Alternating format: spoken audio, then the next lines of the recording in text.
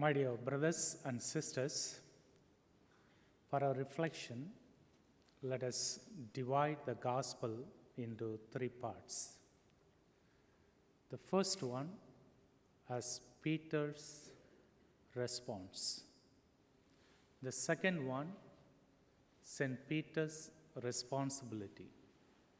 The third one, Peter's reaction.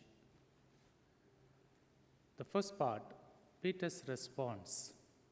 Jesus is asking, who do people say the Son of Man is?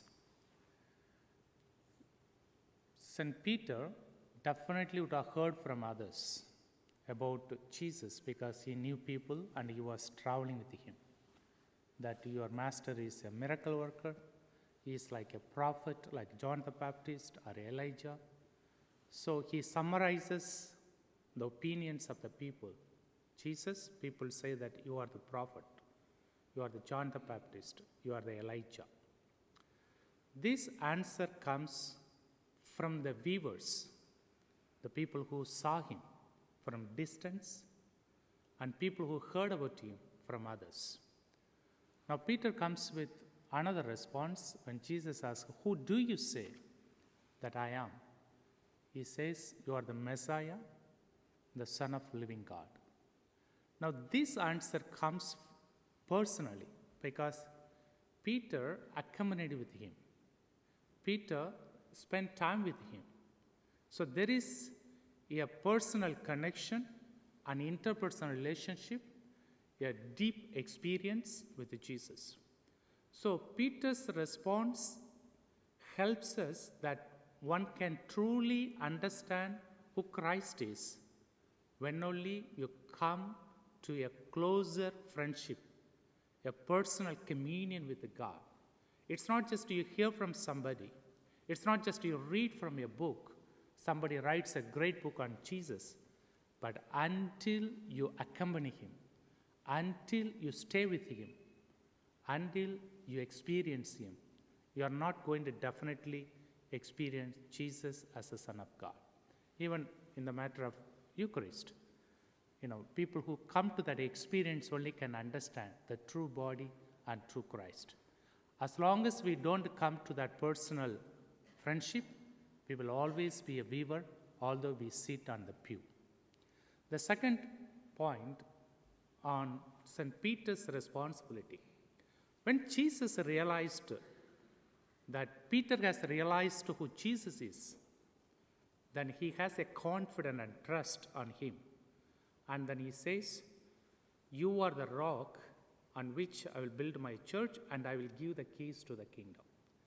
Now this part helps us to understand the true role of St. Peter, that he will be the foundation. Jesus is the foundation, but Jesus makes Peter on a rock on which he will build on this world. At the same time, Jesus makes Peter as the door.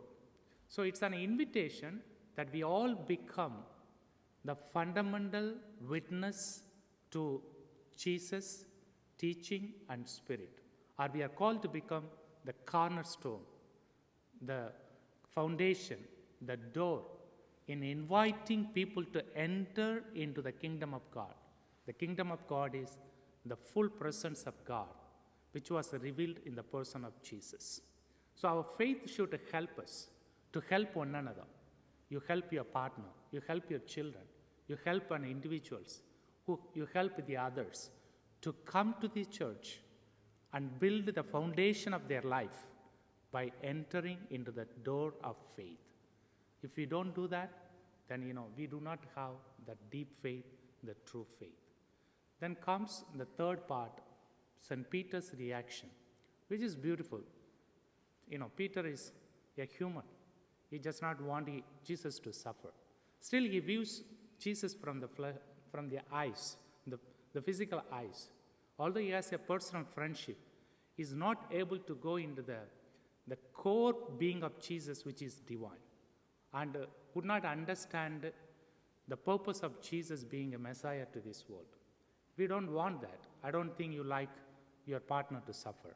I don't like your children to suffer. So it's the same way. Peter, being part of Jesus' family, did not want him to suffer. So he says, No, you can't do that.